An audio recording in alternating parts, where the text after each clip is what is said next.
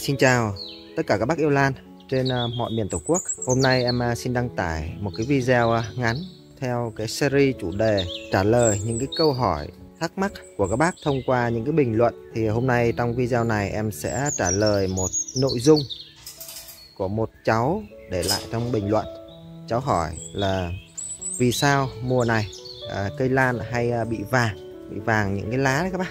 Thì em xin trả lời cháu như sau, cũng như cho tất cả các bác cùng nắm được. Thì như các bác cũng nhìn thấy thì khi một cái vườn lan mà đạt chuẩn trên cái phương diện kỹ thuật, thứ nhất là về hệ thống giàn, thứ hai hệ thống tưới, thứ ba là tác động của khí hậu. Chúng ta phải nắm được cái vấn đề khí hậu thời tiết ở mỗi thời điểm nó nóng hoặc nó thay đổi, có mưa hay là khí hậu mùa mát thì việc chăm sóc nó sẽ khác nhau.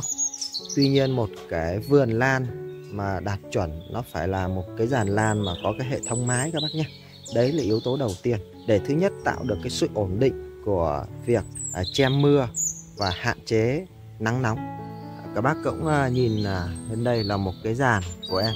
Ngoài cái vấn đề mái ra thì chúng ta cần phải có những cái vườn mà nó có độ thoáng các bác.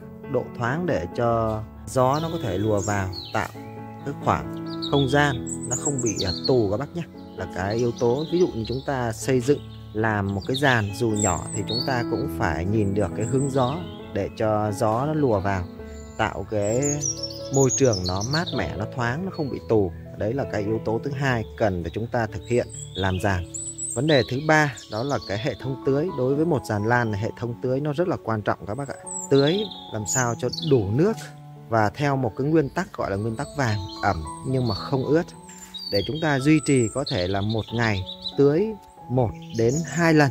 1 đến 2 lần là chúng ta phải nhìn vào cái điều kiện khí hậu để chúng ta thực hiện tưới các bác nhé.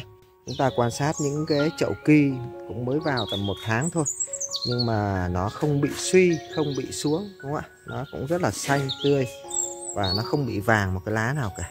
Thì đấy là cái quá trình mà nó đảm bảo được về cái môi trường. Quan trọng nhất là cái vấn đề môi trường. Chúng ta đừng có đề cập cao về vấn đề phân thuốc các bác nhé. Giai đoạn này là không cần phân thuốc. Tại vì nếu mà điều kiện tự nhiên mà không đảm bảo được, chất lượng giàn không đảm bảo được, hệ thống nước không đảm bảo được, thì không có một cái phân thuốc nào có thể cứu chữa được cái tình trạng mà cây bị suy, bị yếu.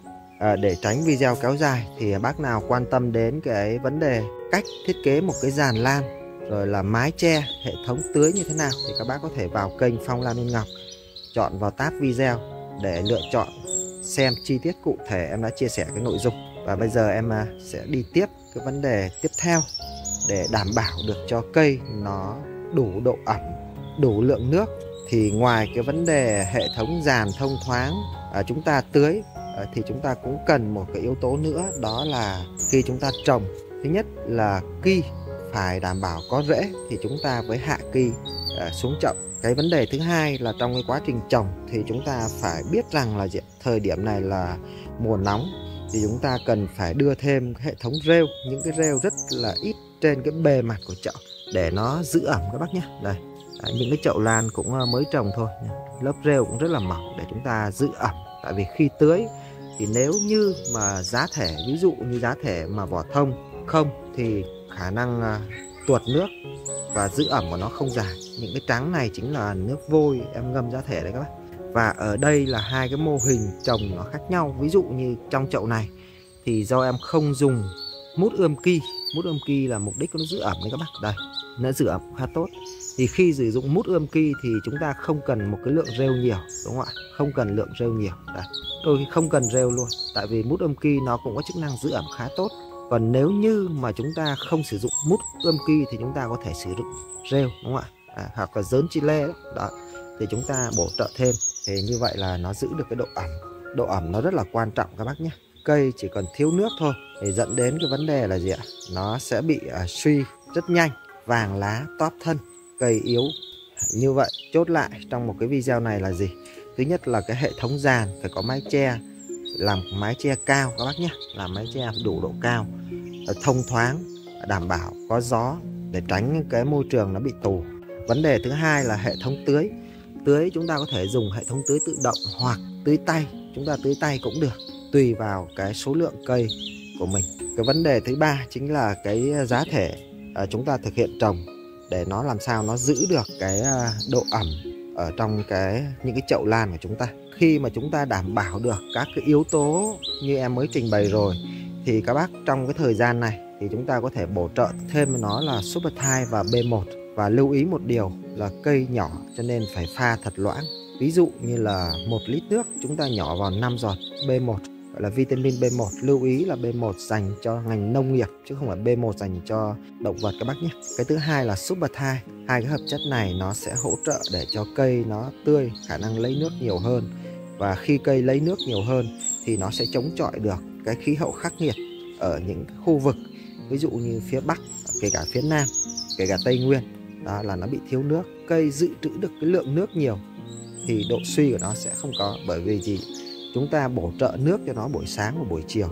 Chúng ta để cho cây thứ nhất là lấy được no nước, nhiều nước nhất. Vấn đề thứ hai là giá thể giữ được nước lâu thì nó duy trì được độ ẩm cao hơn. Thì chúng ta cần phải đảm bảo được các yếu tố đấy thì cây của chúng ta sẽ giữ được những cái lá gốc, kể cả những trồng những cái kim mới nó cũng không có vấn đề gì các bác nhé. Những cái nội dung em chia sẻ thường là em sẽ nói rất là kỹ, dù là một cái vấn đề rất là nhỏ. Đôi khi ai cũng nghĩ rằng mình biết rồi, nhưng khi chúng ta nghe và ngẫm nghĩ kỹ thì chúng ta thấy một chi tiết nhỏ thôi. Đó là vì sao mà lá vàng thì nó cũng dẫn đến rất nhiều những cái yếu tố, những nguyên nhân. Và còn một vấn đề nữa, khi chúng ta sử dụng phân bón lá, phân tan chậm, hàm lượng cao và áp dụng vào những cây chưa đủ về lực để lấy phân thì cũng sẽ dẫn đến tình trạng là vàng lá, cháy lá các bác nhé. Cho nên cũng phải nắm được kỹ lưỡng tất cả những cái vấn đề. Rồi em sẽ phép kết thúc video ở đây. Bác nào có những câu hỏi hay em sẽ trả lời trong cái video tiếp theo. Em xin chào và hẹn gặp lại các bác ở video sau. To the city streets, we began to feel the fire. We rise like tall buildings as the chemicals they take us higher.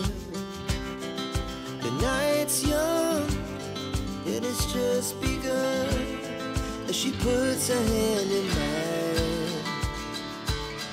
We wanna chase the night, wanna dance to the light, pull the stars from the sky, just two hearts running wild. Never sleep, never stop, as we shout from the top. We're gonna be two hearts running wild.